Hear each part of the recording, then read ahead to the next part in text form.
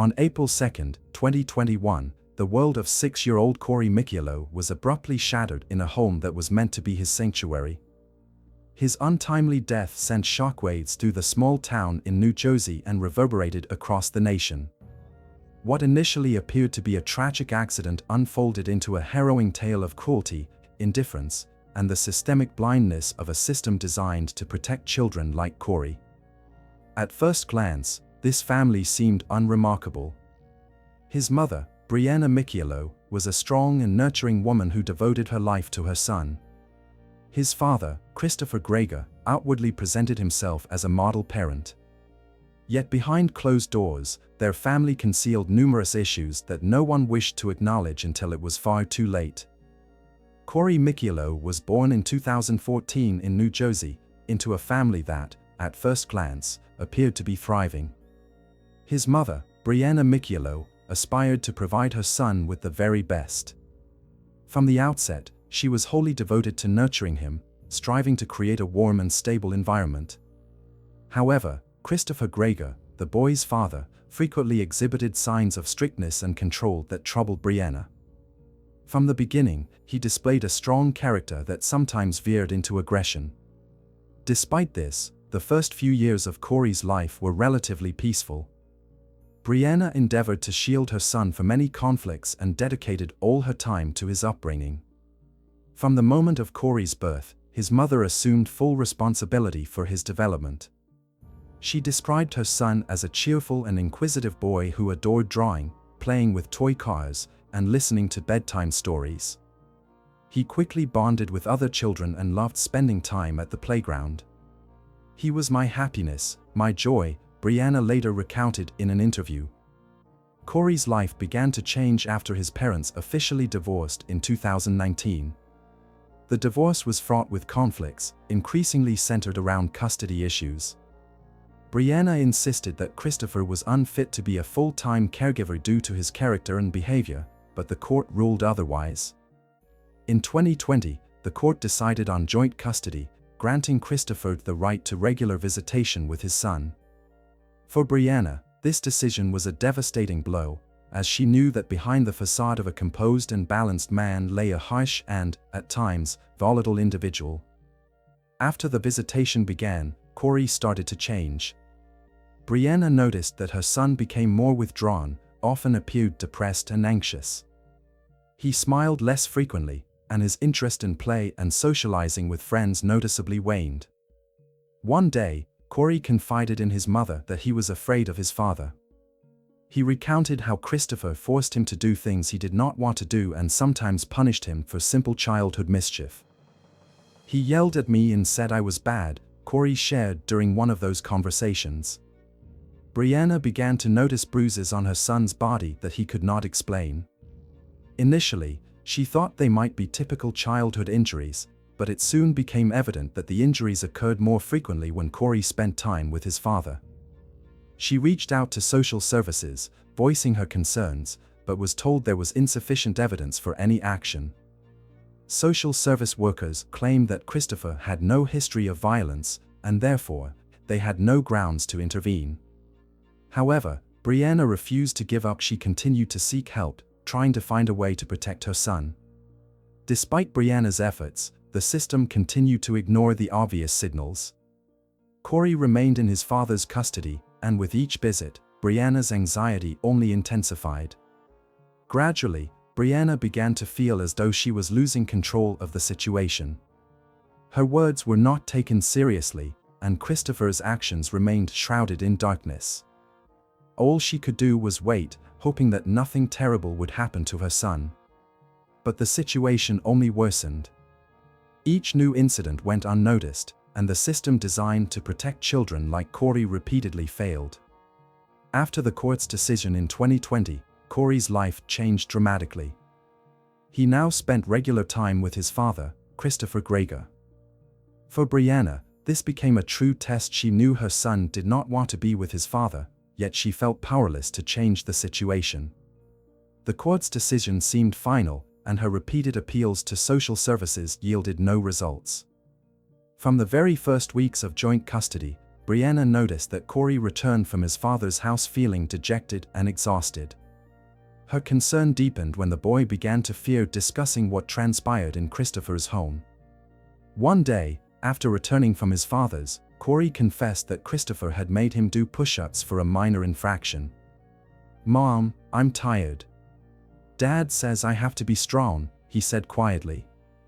For a 6-year-old, such punishments were excessively harsh, and Brianna realized that her fears were beginning to materialize. She once again contacted social services, detailing the changes in her son's behavior and instances of physical punishment. But her reports met with the same response: insufficient evidence. The agency staff believed that the punishments Brianna described could be elements of strict parenting, rather than abuse. Corey not only endured physical punishment but also began to experience significant psychological pressure. Christopher, as it later emerged, compelled him to remain silent about what transpired at home. The boy became increasingly withdrawn, fearing that any word he uttered would provoke his father's wrath. "I saw him becoming a different person. It was as if my cheerful, open son had been replaced," Brianna recalled later. Corey began to evade his mother's inquiries about his time with his father. Sometimes he cried before visits, pleading not to be left there, but Brianna felt powerless to intervene. Despite the lack of response from social services, Brianna decided to contact the police.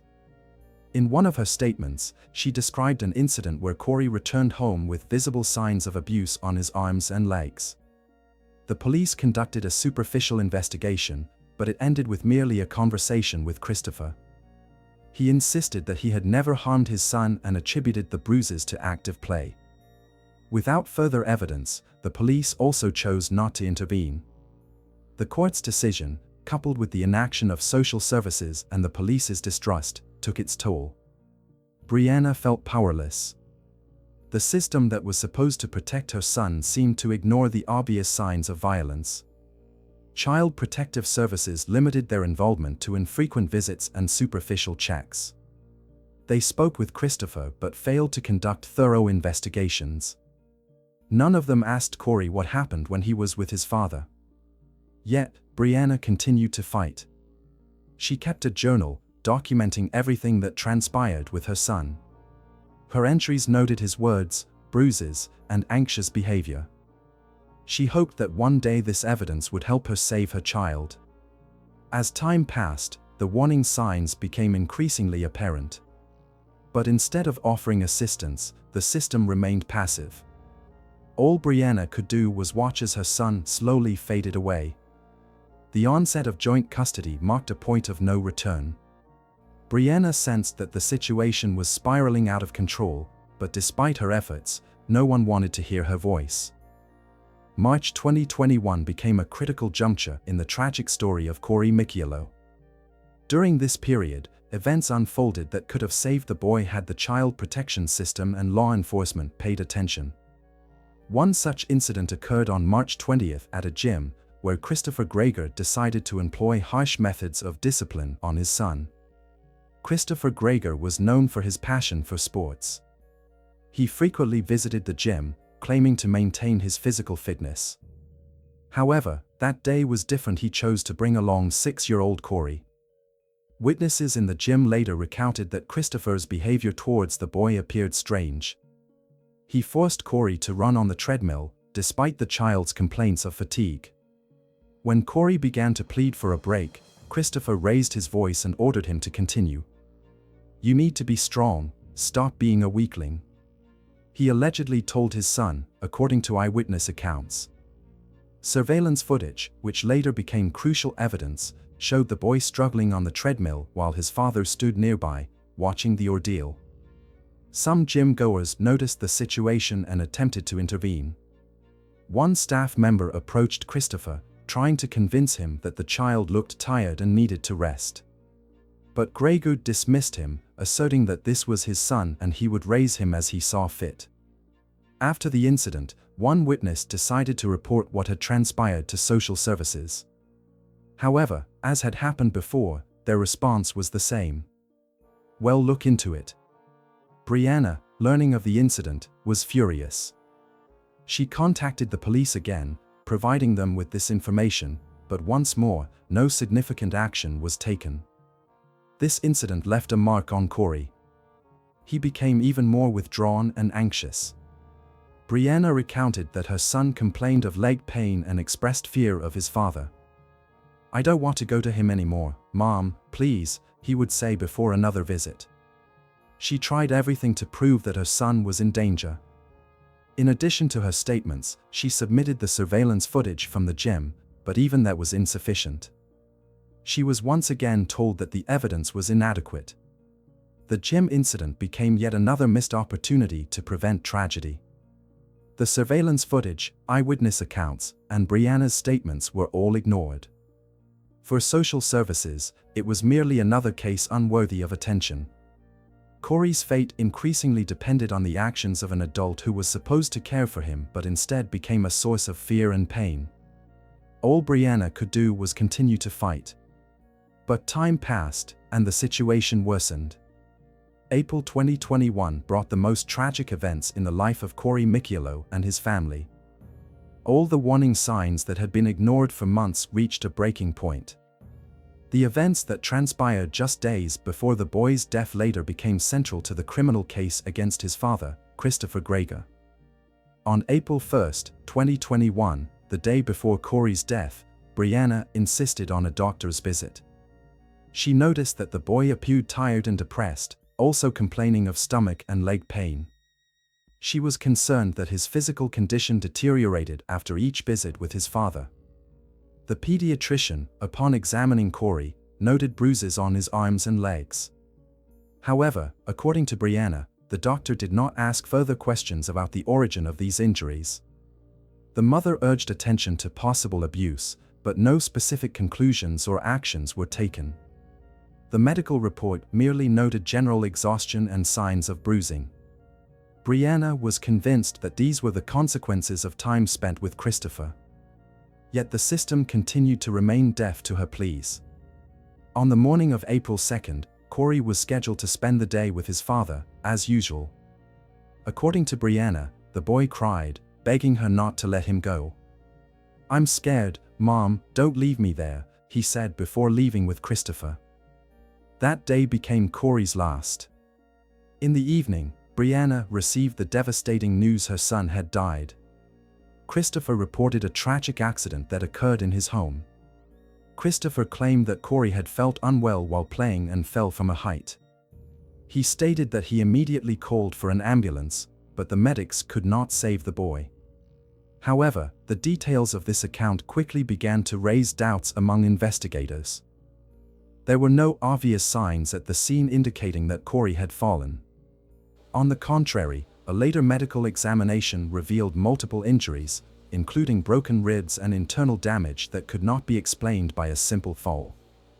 For Brianna, this news was not just a tragedy but a confirmation of her worst fears. She immediately declared that this was not an accident but a result of Christopher's abuse. "I tried to save him. I screamed about it to everyone who could help, but no one listened to me," she would later tell reporters. Brianna insisted on a full investigation, and soon investigators had grounds to suspect that Corey's death might have been intentional. Forensic experts determined that Corey died from internal injuries that could have been caused by severe physical trauma. These injuries, according to experts, were inconsistent with a simple household accident. Moreover, old bruises and marks were found on the child's body, indicating systematic abuse. This became a pivotal moment in the investigation, directing suspicion towards Christopher. After his son's death, Christopher avoided communication with the police and journalists. He maintained his innocence, claiming he did everything possible to save the child. However, his silence and lack of cooperation with authorities only heightened suspicions. Corey's death not only shattered Brianna's life but also stirred the local community. Everyone began to question why no one had helped this boy despite the obvious signs of danger. Corey Micciolo's death immediately drew the attention of law enforcement. Although Christopher Gregor's initial account of an accident sounded like an attempt to justify himself, the results of the medical examination revealed a new picture of the tragedy. This marked the beginning of a complex and meticulous investigation that, a year later, led to the arrest of the boy's father. Forensic experts who examined Corey's body provided a detailed report that became key evidence in the case. It was established that the boy died from multiple internal injuries, ruptured organs, and broken ribs. A crucial detail in the report was that the nature of the injuries did not align with the account of a simple fall. Furthermore, old injuries were found on the child's body, indicating systematic physical abuse. Forensic experts emphasized that most of the injuries had been inflicted long before the day of his death, contradicting Christopher's account of an accident. The police, upon receiving the results of the examination, commenced the collection of evidence that could either confirm or refute the guilt of Christopher Gregor. During the investigation, they reached out to Brianna Micciolo, who elaborated on her concerns, her long-standing complaints, and the inaction of social services. Her words became the foundation for the charges. Brianna provided her diary, in which she documented all instances that caused her distress. She also submitted surveillance footage from the gym, where Christopher forced Corey to run on the treadmill. This footage became crucial evidence of his abusive behavior. As the investigation progressed, additional facts emerged. The police examined the history of social service visits and discovered that several complaints against Christopher had been registered in the year leading up to Corey's death. However, none had been adequately addressed. Furthermore, investigators found witnesses who confirmed that Christopher Gregor frequently exhibited aggression towards his son. One neighbor recounted hearing loud screams from Christopher's home, while Corey himself appeared frightened and dejected. Nearly a year was spent gathering evidence, interviewing witnesses, and analyzing medical data. In March 2022, the police issued an arrest warrant for Christopher Gregor. He was apprehended at his residence and taken to the station for questioning.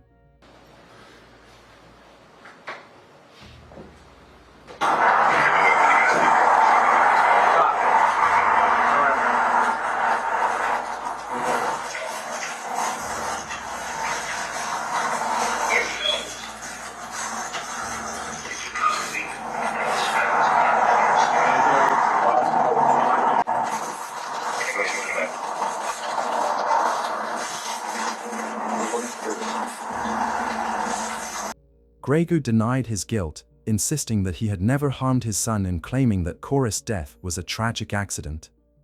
However, the evidence collected, including examination results, witness testimonies, and Brianna's complaints, formed the basis for the charges. Christopher Gregor faced multiple charges, including child abuse, infliction of bodily harm leading to death, and negligence in fulfilling parental duties. Since his arrest, he remained in custody, as the court deemed that his release on bail could pose a threat to society. The prosecution prepared a case to demonstrate that Corey's death was not an accident but rather the result of systematic violence. For Brianna Micciolo, Christopher's arrest marked a significant step towards justice, yet she still struggled to cope with the loss of her son. "I tried to protect him. I told everyone who would listen that Corey was in danger, but no one responded. This should not have happened," she stated in an interview. She hoped that Corey's case would serve as an example of the importance of listening to the voices of those trying to protect their children.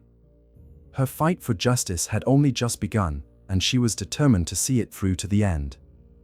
The trial of Christopher Gregor commenced in 2024, 3 years after Corey Micciolo's death. The entire nation followed the case, which became a symbol of injustice and the inaction of social services. For Corey's mother, Brianna Micciolo, it was an opportunity to seek justice for her son and draw attention to the systemic issues that led to the tragedy. The prosecution meticulously prepared for the trial, gathering extensive evidence of Christopher's guilt. Key elements of the case included: medical findings. Experts insisted that Corey's injuries could not have been sustained accidentally. Their nature indicated repeated physical abuse. Gym surveillance footage. The recordings showing Christopher forcing the boy to run on the treadmill reinforced claims of his cruel treatment of the child. Witness testimonies. Neighbors and acquaintances confirmed that Christopher exhibited aggressive and controlling behavior towards his son. Brianna's records, the diary in which Cora's mother documented all instances of abuse, became vital evidence in court. Gregor's defense attempted to challenge this material, arguing that the evidence was circumstantial. The defense attorney insisted that Cora's death was a tragic accident and that the prosecution was trying to paint a picture of an aggressive father based on biased opinions. During the hearings, prosecutors presented a series of witnesses whose testimonies bolstered the prosecution's case. One such witness was a gym employee who recounted how Christopher Gregor forced Corey to train despite clear signs of exhaustion. The boy cried and begged to stop, but the father yelled at him. It was cruel, the witness stated. Neighbor testimonies also proved significant. One neighbor reported hearing screams from Christopher's home, while another had seen Corey with bruises. The climax of the trial came with Brianna Micciolo's testimony. Her words shook the courtroom as she recounted her years of trying to save her son, reaching out to social services and the police, only to be met with indifference. I warned that Corey was in danger. I did everything I could to protect him, but no one wanted to listen, she said. Brianna provided recordings of conversations with her son, where he shared his fears about visiting his father. These recordings served as an emotional reminder of what the boy had endured. Micciolo, and I appear before you today not only as a grieving mother, but also an advocate for justice. On behalf of my son Corey, I stand here before you to plead for justice that Corey rightfully deserves, and to press for the maximum sentence of Christopher Gregor, whose actions have inflicted irreparable harm in our lives. For you to fully understand the gravity of the situation, I will flash back to the July of 2013. At 16, I first met the defendant, who was 21 at the time. He proceeded to feed me drugs, alcohol, and took complete advantage of me, which led to the conception of Corey. From day one of my pregnancy, I knew I would keep Corey, regardless of the way he was conceived. There are countless reasons Christopher deserves the maximum sentence. He rejected what I considered a generous plea deal, which shows how selfish and ignorant he is as a person. I beg you to not allow this injustice to continue, and he must face the full consequences of his actions. Thank you for allowing me to speak, Your Honor. Gregor's defense sought to portray him as a strict but loving father, arguing that his parenting methods might have been harsh, but that did not make him guilty of his son's death. The defense contended that the injuries could have resulted from an accident, and old bruises were merely the consequences of childhood play. The attorney attempted to convince the jurors that the prosecution was building its case on emotions rather than facts. However, questions from the prosecutor directed at Christopher during his testimony led to his confusion. When asked to explain the nature of the injuries found on Corey, Gregor could not provide a clear answer. The trial lasted several weeks, during which the jurors heard all the evidence, witness testimonies, and arguments from both sides. After 3 days of deliberation, they rendered a verdict. Christopher Gregor was found guilty of child abuse and infliction of bodily harm leading to death. The courtroom erupted in applause at the verdict, and Brianna could not hold back her tears. This was a long-awaited moment of justice for Corey, but also a reminder that her son's life could never be restored. In August 2024, Christopher Gregor appeared before the judge for sentencing.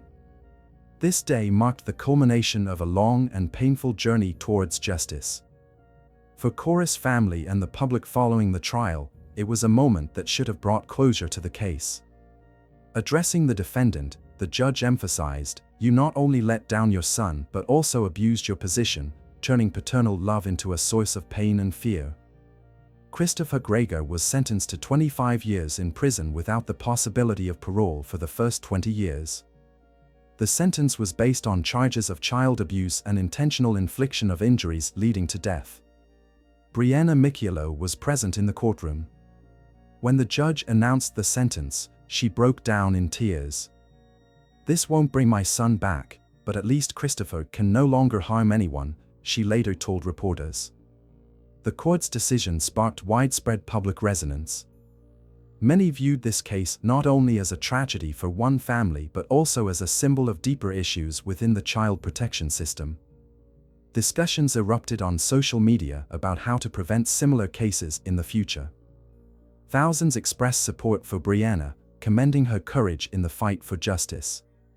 However, many also questioned why the system allowed a child to find himself in a situation that led to his demise.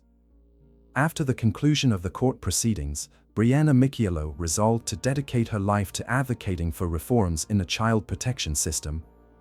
She initiated a campaign aimed at drawing attention to the shortcomings of social services and the necessity for a re-evaluation of custody laws.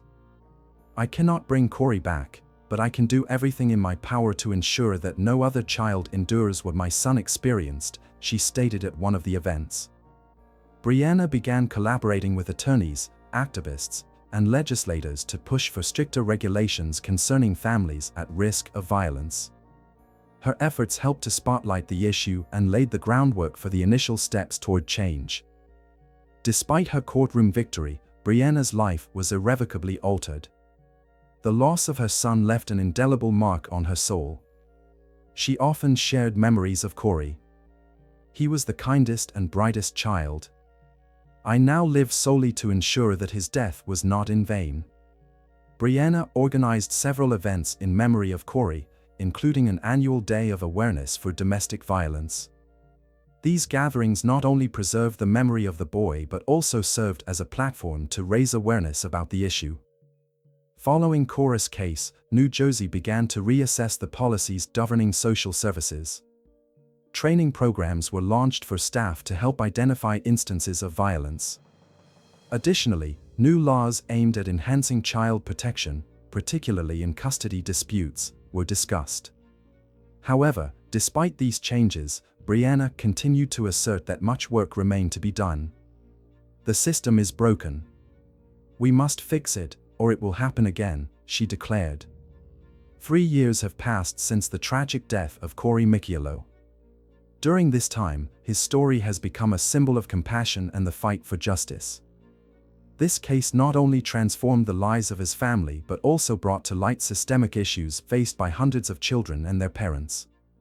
After the court proceedings, Brianna Micciolo dedicated her life to her son's memory. In 2024, immediately following the sentencing of Christopher Gregor, she established a charitable foundation aimed at preventing domestic violence. The Corey Micciolo Foundation provides support to children who have experienced abuse, assists their families in obtaining legal aid, and engages in educational activities. Every year on April 2nd, the day of Corey's remembrance, the foundation organizes gatherings that bring together activists, social workers, local officials, and residents of New Jersey. These events not only help to keep the memory of the boy alive but also serve as a reminder that child protection systems still require reform. "My son was so kind and loving. I want his name to become a symbol of change. I want children in danger to know that they will be heard," Brianna says. Corey's case stirred public sentiment and became a catalyst for changes in the child protection system. In New Jersey, the development of reforms began, including stricter oversight of families where reports of violence are made. Training programs for social workers aimed at early detection of threats to children were implemented. At the legislative level, discussions commenced regarding amendments that would strengthen the role of parents expressing concern for their children's safety. However, despite these steps, activists and lawyers emphasize that the journey toward establishing a reliable child protection system has only just begun. The Corey case illustrates how crucial it is not to ignore even the slightest warning signs. "Every missed case could cost a child their life," noted a representative from New Jersey's social services. For Brianna Micciolo, the loss of her son remains an unhealed wound. Each day, she recalls his smile, his love for play, and his dreams. But rather than retreating into her grief, Brianna chose to fight so that no one else would endure what she has experienced. Her speeches at conferences, interviews, and work with legislators have become an integral part of her life. "I cannot bring Corey back, but I can ensure that his story saves other children. That is the only thing that helps me move forward," she said in an interview. The name Corey Micciolo has become a symbol of compassion and the fight for children's rights. His story is studied in law schools, discussed in professional circles of social services, and utilized by activists to draw attention to issues of domestic violence. Every change prompted by this tragedy serves as a reminder that even the briefest life can alter the world. Corey was a little boy with a big heart. His life was cut short too soon, but his legacy helps other children. That is all I can dream of now, Brianna says. The case of Corey Micciolo has highlighted the importance of listening to the voices of those who protect their children. This tragic story has become not only a reminder of the fragility of childhood but also a call to action. Corey's memory lives on in the hearts of his mother, friends, and those who strive to ensure that such a tragedy never occurs again.